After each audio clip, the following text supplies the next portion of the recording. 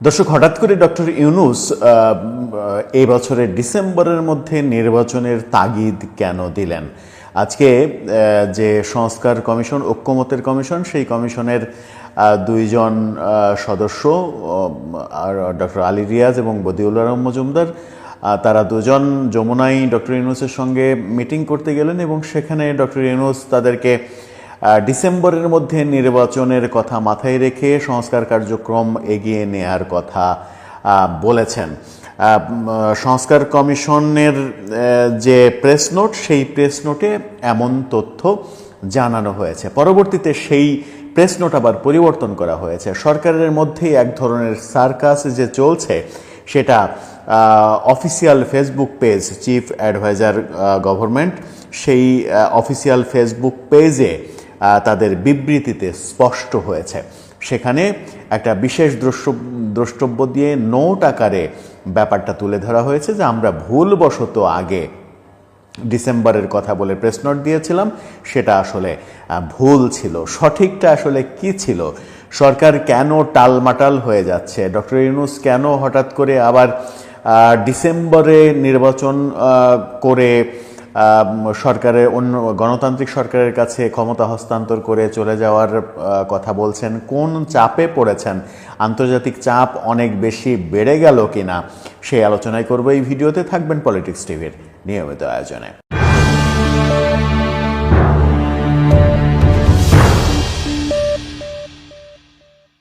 দর্শক, পলিটিক্স টিভির নিয়মিত ভিডিওগুলো এখন থেকে স্পন্সর করছে প্রজাপতি.tv, নতুন ওটিটি প্ল্যাটফর্ম। আপনারা চাইলে ইউটিউবে, ফেসবুকে, ইনস্টাগ্রামে, টিকটকে দেখে নিতে পারেন। ডেসক্রিপশন বক্সে লিঙ্ক দেওয়া থাকবে, সেখান থেকেও আপনারা দেখে নিতে পারেন প্রজাপতির কার্যক্রম। চলে যাচ্ছি মূল ভিডিওতে।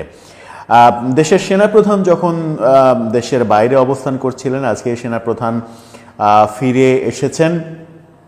ঠিক সেদিনই প্রধান উপদেষ্টার সঙ্গে বিশেষ বৈঠকে লিপ্ত হলেন ডক্টর আলী রিয়াজ, ঐক্যমত কমিশনের ভাইস চেয়ারম্যান, এবং সদস্য বদিউল আলম মজুমদার। এই দুজন প্রধান উপদেষ্টার সঙ্গে কথা বললেন যমুনায়। আজকে বিকেলের ঘটনা সেটি। তারপরে ঐক্যমত কমিশনের থেকে একটা প্রেস নোট দেওয়া হয়। সেই প্রেস নোটে বলা হয় যে আগামী ডিসেম্বরের মধ্যে নির্বাচনের কথা মাথায় রেখে রাজনৈতিক দলগুলোর সঙ্গে সংস্কার কার্যক্রম নিয়ে আলোচনা অব্যাহত রেখে তাদের কার্যক্রম চালানোর জন্য প্রধান উপদেষ্টা তাদেরকে তাগিদ দেন এবং সেখানে জনসচেতনতা তৈরির কথাও বলা হয়। সরকার কেন সংস্কার বিষয়ে জনসচেতনতা তৈরি করবে?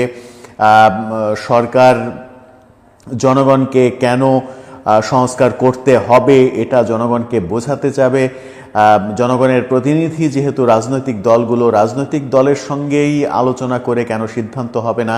আলাদা করে কার্যক্রম হাতে নিয়ে জনসচেতনতা কেন তৈরি করতে হবে? সেটাও একটা বড় প্রশ্ন। কিন্তু ডক্টর ইউনূস ডিসেম্বরের মধ্যে নির্বাচন করে, সংস্কার করে, নির্বাচনের প্রক্রিয়া হাতে নিয়ে রাজনৈতিক দলগুলোর সঙ্গে আলাপ আলোচনা অব্যাহত রাখতে বললেন কেন? যেটি আবার পরিবর্তন করা হলো প্রেস নোটে। এবং চিফ অ্যাডভাইজার গভর্নমেন্ট সেটার অফিসিয়াল ফেসবুক পেজে যে বিবৃতিটা দেয়া হলো, এখন থেকে আমরা যখন ভিডিওটা করছি তখন থেকে 2 ঘন্টা আগে এই বিবৃতি দেওয়া হয়েছে। এবং সেই বিবৃতি এর আগে সংস্কার কমিশনের যে প্রেস নোট, সেই প্রেস নোটে ভুল করা হয়েছে এমনটা বলা হয়েছে। সংস্কার কমিশন প্রেস নোটে কেন ভুল করবে, যেখানে বলা হয়েছে যে ডক্টর ইউনূস ডিসেম্বরের মধ্যে নির্বাচনের কথা বলেছেন? ডক্টর ইউনূস হঠাৎ করে ডিসেম্বরের মধ্যে নির্বাচনের কথা কেন বললেন? আন্তর্জাতিক চাপ বেড়ে গেল কিনা? আমেরিকার চাপ বেড়ে গেছে, এটা আমরা আগে থেকেই জানি। সেনাপ্রধান রাশিয়াতে সফর করেছেন। ভারতীয় মিডিয়ায় বিভিন্নভাবে বলা হচ্ছে যে ভারতের বন্ধু রাশিয়ায় সফরে রাশিয়াকে দিয়ে বাংলাদেশের গভর্নমেন্টকে এক ধরনের চাপ দেয়া হবে যেন ডিসেম্বরের মধ্যেই নির্বাচন হয়। ভারতের চাপ বেড়েছে। ট্রান্সশিপমেন্ট যে চুক্তি, সেই চুক্তি ভারত বাতিল করেছে, সেখান থেকে চাপ প্রচণ্ড বেড়েছে এবং ভারতীয় তরফ থেকে বলা হয়েছে স্পষ্টভাবে দ্রুত নির্বাচন দিয়ে ক্ষমতা হস্তান্তর করার কথা। এবং এই সরকারের, অন্তর্বর্তীকালীন সরকার থাকা অবস্থায় ভারত সরকারের সঙ্গে তাদের সম্পর্ক তৈরি হবে না, এটাও স্পষ্ট যখন বলে দেওয়া হয়েছে, তখন সেই সব চাপের কারণেই ডক্টর ইউনূস ডিসেম্বরের মধ্যেই নির্বাচন দিয়ে ক্ষমতা হস্তান্তরের কথা বললেন কিনা।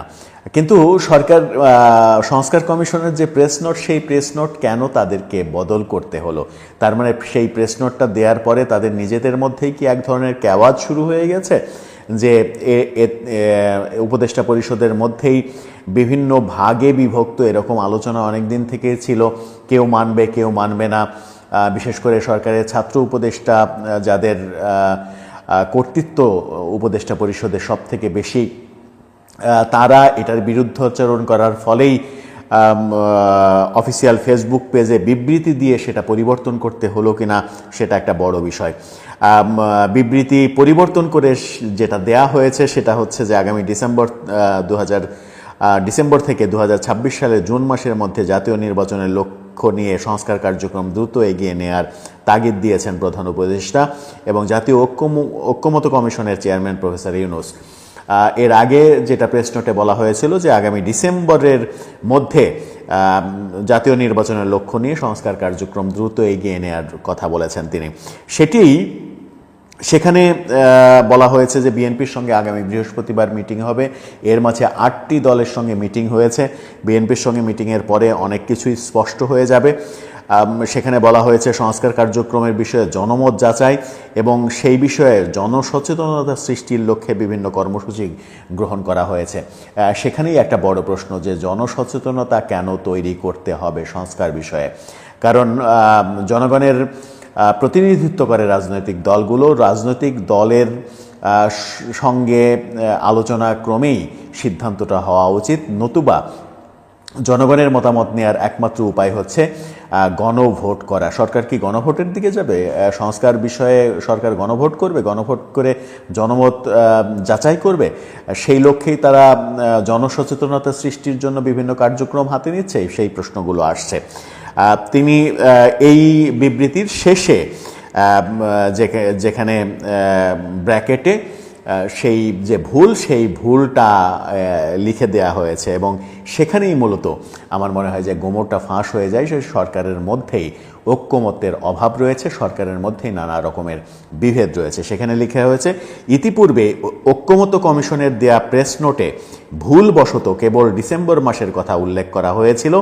প্রকৃতপক্ষে বৈঠকে প্রধান উপদেষ্টা ও জাতীয় ঐক্যমত্য কমিশনের চেয়ারম্যান আগামী ডিসেম্বর থেকে 2026 সালের জুনের মধ্যে জাতীয় নির্বাচনের লক্ষ্য নিয়ে সংস্কার কার্যক্রম এগিয়ে নেওয়ার তাগিদ দিয়েছেন। তার মানে হচ্ছে যে তাদের নিজেদের মধ্যে ভুল বোঝাবুঝি তৈরি হয়েছে এবং যখন বিভিন্নভাবে বলার চেষ্টা করা হচ্ছে যে এই সরকারকে আরও 5 বছর ক্ষমতায় রাখা উচিত, জনগণের মধ্যে এক ধরনের দাবি তৈরি করার চেষ্টা করা হচ্ছে এবং যেটাকে অনেকে সমালোচনা করছেন যে এগুলো সবই পরিকল্পিত কার্যক্রম। স্বরাষ্ট্র উপদেষ্টাকে জনগণের দোহাই দিয়ে বলতে শোনা গেছে যে জনগণ চায় এই সরকার আরও 5 বছর ক্ষমতায় থাকুক। জনগণ চায় এটা তিনি কিভাবে বুঝলেন সেটাও একটা বড় বিষয়, কারণ দেশে তো কোনো গণভোট হয়নি এবং দেশে প্রচলিত জরিপের কোনো আন্তর্জাতিক স্ট্যাটাসও মেনটেন করে কোনো জরিপ হয়নি।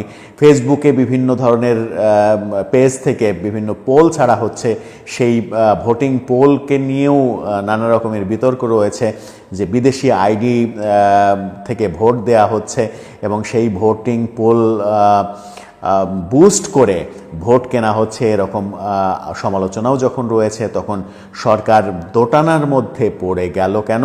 আন্তর্জাতিক চাপ বাড়ল কিনা? রাশিয়া থেকে নতুন চাপ আসলো কিনা? সেনাপ্রধান রাশিয়া সফর করে সরকারকে নির্বাচনের চাপ দেয়ালেন কিনা? নানা রকমের আলোচনা কিন্তু এবার সামনে এসে যাচ্ছে।